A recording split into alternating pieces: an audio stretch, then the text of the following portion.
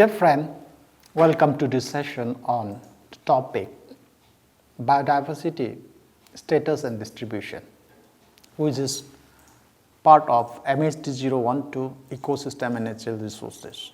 In this session, we are going to touch upon on the basic that of present status of biodiversity in the world and distribution pattern of biodiversity across the world. As we know that the state of the Earth system is determined by the interaction between all living organisms, that is in the biosphere, and the non-living physical system.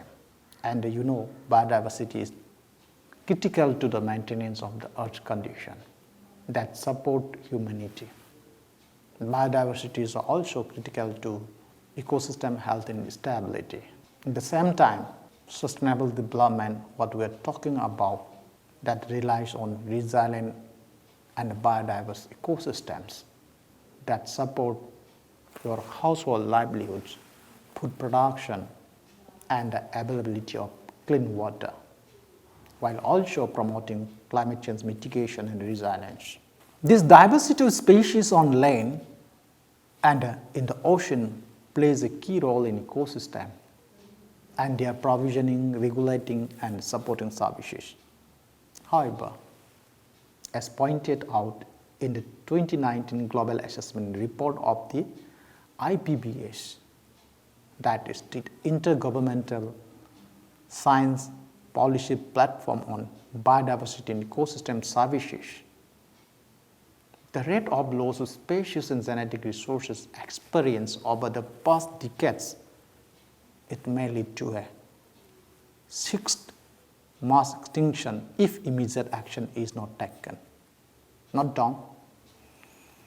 The rate of loss of species and genetic resources experienced over the past decades may lead to a sixth mass extinction if immediate action is not taken. That we have to understand this particular point. That's why we need to understand what is the present status of biodiversity in the world. As we know that around 1.75 million species have been described and formally named to that. And we know that there are enough good grounds for believing that several million more species exist. Several million more species exist, but remain undiscovered and described by us. If you look into the Global Biodiversity Outlook Report 1, which was published in 2001, here you will find out here the described species and estimated total species kingdom-wise: bacteria, protozoa, algae, protozoa, animals, fungi, plants, and total about 1.75 described species. Again, if you look into here in this figure, which was published in the journal Science in year 2019 by this author Dice et al., the extinction risks and diversity in different taxonomic groups. Here you will find out that the approximate number of described species of animals, plants, and fungi in the bar, and you will see the proportion of species that are threatened with extinction in a pie chart in groups that have been globally assessed for the IUCN Red List.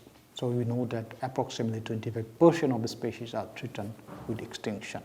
As we know that the human impact of life and the human impact on life on Earth has increased sharply since the 1970s. If you do not go back since Industrial Revolution, if you even look from that few decades back, that is 1970s, that is driven by the demands of the growing population with rising average per capita income.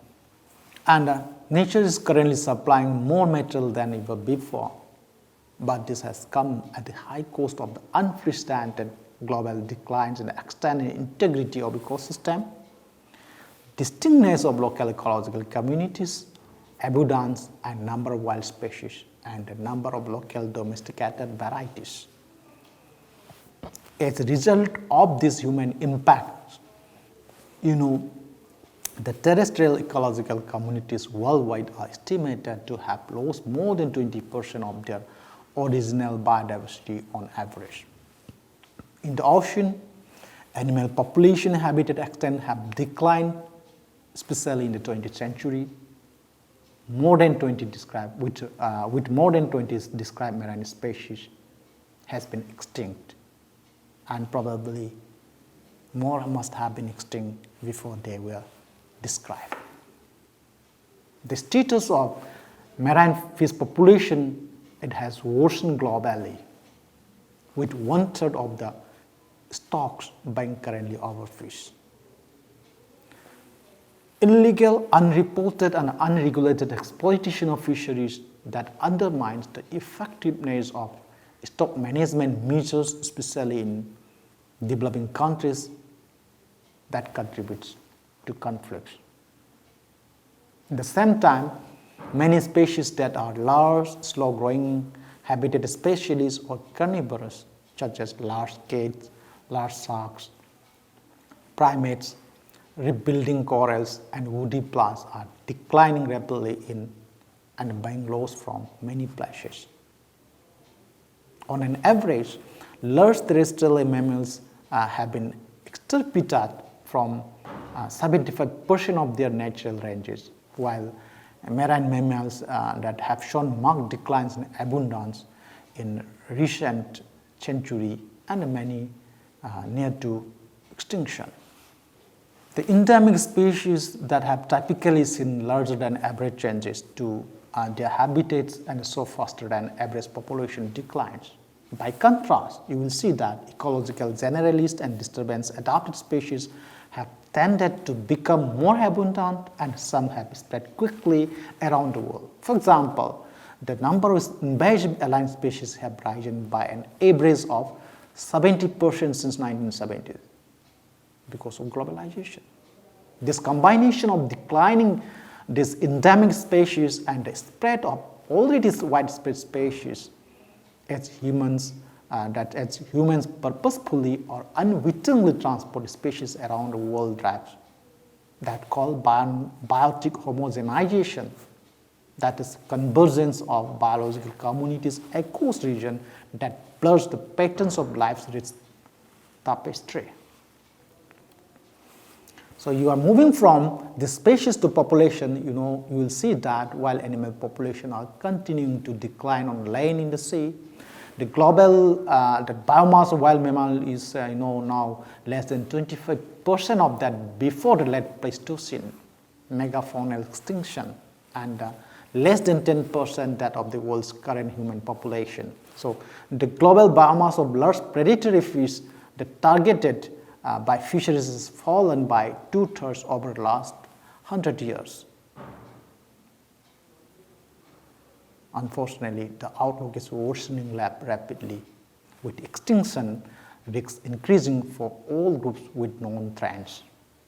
A total of about 705 vertebrate species are confirmed or presumed to have been driven extinct since 1500, as have 571 plant species that evidence that human actions have increased the global rate of species extinction by at least tens to hundreds of times over background rates before human intervention. In the same time, domesticated species and varieties are also being lost. Fewer varieties of plants and animals are being maintained because of changes in standardization, farming practices, market preference, large-scale trade, and loss of indigenous and local knowledge. Now, around 560, approximately 10% of domesticated breeds of mammals had gone extinct by 2016, and at least 1,000 more are threatened. Many hotspots of agrobiodiversity and off-crop wild relatives are also under threat or lack formal protection that jeopardize the pool of genetic variation that underpins that long-term resilience of agricultural production and food system in the face of environmental change. If you look into the estimated rates of extinction by different authors here in this table, which was reviewed by the rate in 1992, stock in 1997-99, you will find out in this table that the estimation done by different author and the probable percentage global loss per decade and the methods of estimation in this table. If you look, for example, at species area estimates that 1 million species between 1975 and 2000 has been extinct. That's about that percentage of about 4% of global loss per decade rate. If you started from 1975, it counts from 1975 only, right? And they follow the methods of estimation in extrapolation of past exponentially increasing trend done by this author Myers. In the same way that authors Lovejoy in 1980, they estimated species area curve forest loss based on global 2000 projection. It projected that 15 to 20% of which species between 1980 and 2000 has been extinct. That most probably about 8 to 11% of global loss per decade. In some way, if you look into that report by Ulrich and Ulrich, by various assumption method, they found that 20 to 30% of global loss per decade is happening by losing 50% lost species by 2000 or soon after, that is 100% by 2020 to 2025. Looking into the, they have looked into different assumptions. Okay. So by 2000, that after based on the Lovely's calculation using updated forest loss estimates, which is in 1988 by Lugo, it's that 9% extinction by 2000. That's most probably the rate of 7 to 8% of global loss per decade. In the same way, if you look into this table, in particular in the plant species, at least 7% of plant species has been extinct. About means 7% global loss per decade. In the same way, we'll find out in this table that in Amazonian plant, 5 to 9% extinction may be possible by 2050 when they study in the taxon available Amazonian plant species that may contribute to 1.2 to 2.2% global loss per decade, which is reported, which was done by the author Foyle and Silman in 2009. Then another estimate method based on estimate from empirical data, then based on that done by Pimmel et al. That they follow the methods of estimation evidence from recent fossil evidence. That they conclude that past loss of 50 to 90% of Pacific Island birds who have already lost extinct. So if you look into this table, you will understand that because of our human activities, many more species has been extinct and more is going in the stage of threat. So the point is that we have to understand how to limit or how to minimize or impact to this biodiversity. On the other side, we have to understand the distribution pattern biodiversity, available existing biodiversity for an effective conservation strategy. That's why two important distribution pattern, major distribution pattern, that is you will see in the global biodiversity across the world. One is in the form of, and we scientists have looked into that strategy as that kind of characteristic, and it defines biodiversity hotspots in one. Another, the countries as megadiversity countries. This characteristic was basically based on the pattern of distribution or distribution pattern of biodiversity across the world. As we know that, on the other hand, we know that a familiar but very important feature of biodiversity is that species are not evenly distributed over the planet. Although the information available on the distribution of wild species is uneven and incomplete, the single most obvious pattern in global diversity is that overall species richness trends to increase towards the equator. At its simplest, this means that there are more species in total and per unit area in the tropics than in temperate region and more in that tropic region than in polar region. So this variation in species number is strongly correlated with global variation in the incidence of energy and water availability. That's why based on that you will find out two clearly visible characteristics which the human, the scientists define it is in terms of global biodiversity hotspots and megadiversity countries. Then what is biodiversity hotspot? In 1988, British ecologist Norman Mayers published a seminal paper identifying that 10 tropical forest hotspots. These regions were characterized both by exceptional levels of plant endemism and serious levels of habitat loss. The Conservation International adopted Mayer's hotspots as its institutional blueprint in 1989. So in 1996, the organization, that Conservation International, made a decision to undertake a reassessment of the hotspots concept, including an examination of whether key areas had been overlooked or not. So 3 years later, an extensive global review was undertaken which introduced quantitative threshold for the designation of biodiversity hotspots and resulted in the designation of 25 biodiversity hotspots. So in 2005, an additional analysis brought the total number of biodiversity hotspots to 34 based on the work of about more than 400 specialists across the world. So again in 2011, the forest of East Australia was identified as 35 hotspots by a team of researchers from the Commonwealth Scientists Industrial Research Organization CSIRO working with Conservation International. So recently in February 2016, the North American coastal plain was recognized as the 36 hotspots which fulfill the criteria to recognize as a biodiversity hotspots. Then, how can you qualify a region or a place as a biodiversity hotspot? So to qualify as a biodiversity hotspot, a region must meet two basic strict criteria. It must have at least 1,500 vascular plants as endemics.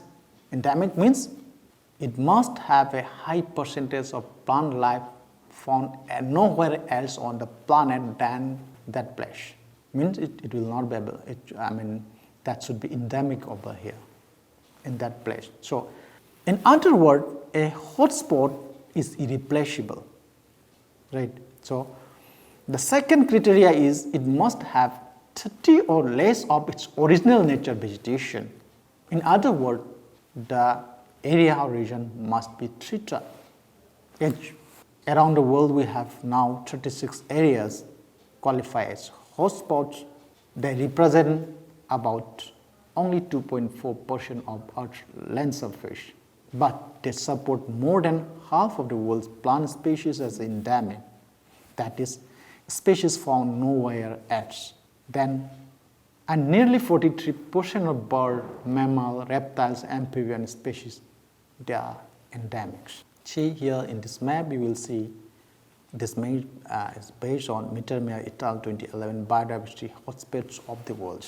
The biodiversity hotspots of the world are this tropical Andes, Tambisoko, Magdalena, Atlantic forest, Cerrado, Chilean winter rainfall and Bolivian forest, Mesoamerica, Mediterranean fine oak woodlands, Caribbean island, California floristic province, Guinean forest of West Africa, Cape floristic region, succulent Karoo, Maputaland, Pondoland Albany, eastern Afromontane, coastal forests of eastern Africa, Horn of Africa, Madagascar, Indian Ocean Island, Mediterranean Basin, Caucasus, Irano-Anatolian, mountains of Central Asia, Western Ghats and Sri Lanka, mountains of Southwest China, Indo-Burma, Himalaya, Sundaland, Malaysia, Philippines, Japan, Southwest Australia, Forest of East Australia, East Melanesian Island, New Zealand, New Caledonia, Polynesia, Micronesia, North American coastal plain. In the same time, as I mentioned you, because of distribution pattern, then there is another characteristic of the pattern. There are specific some countries which they are not under that biodiversity hotspot. Even in a country, some region where the diversity is high. That's why there is another that pattern of biodiversity distribution, and that characteristic is defined as mega diverse countries. So the mega diverse countries are those that house the largest indices of biodiversity, including a large number of endemic species. In fact, this concept was first proposed in 1988 by Russell Mittermeier and is now used to raise awareness to the protection of natural biodiversity, and particularly in the countries where there is more abundant and threatened. So in accordance with the World Conservation Monitoring Center, for a country to be considered megadiverse, it must have at least 5,000 endemic plants, have marine ecosystem within its borders. So the World Conservation Monitoring Center, WCMC of the United Nations Environment Program, has identified a total of 17 megadiverse countries. They are Australia, Brazil, China, Colombia, Ecuador, United States, Philippines, India, Indonesia, Madagascar, Malaysia, Mexico, Papua New Guinea, Peru, Democratic Republic of Congo, South Africa, and Venezuela. In the same time, they form a groups called as like-minded megadiversity countries, India 2002, by 14 of the above 17 megadiverse countries, which is described by Conservation International, along with Bolivia, Costa Rica, and Kenya. It's a mechanism for consultation and cooperation to promote interests related to conservation and sustainable use of biological diversity. Then, additional countries join in the ensuing years, that bringing that number of countries to 20, when Ethiopia was invited to join in 2016. So in the same year, that like-minded megadiverse countries formally adopt a Charter to achieve biodiversity Target 11. So in this session, what we are trying to understand is that you will see that in the same time we have identified, described approximately about 1.75 million species, and we assume that many more species has to be identified or described. And at the same time, due to our human activities, all the described or identified species and unidentified, unexplored species are in the verge of extinction, almost threatened. So, with an understanding of conserving those species, the global common effort to understand the distribution pattern of global biodiversity, then we are able to, or we have found, we have seen that distribution pattern into two main important broad characteristics. If those distribution pattern into two major characteristic pattern, one is global biodiversity hotspot, another is mega diverse country. So with this, I have referred this list of references to make this presentation. So with this, with an understanding of the present biodiversity and global biodiversity that patterns. Thank you very much. See you in the next session.